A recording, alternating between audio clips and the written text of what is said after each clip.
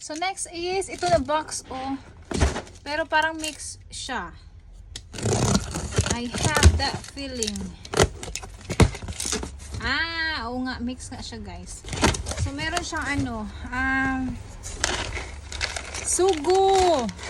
Sugo.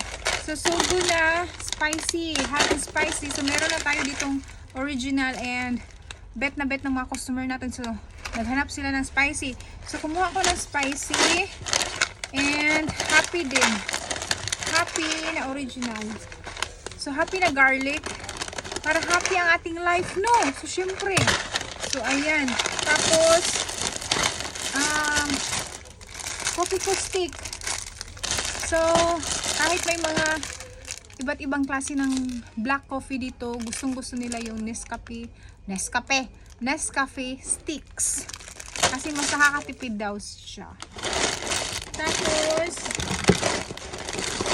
itong ano, oh, grabe naman kaliit, uy. 23 grams.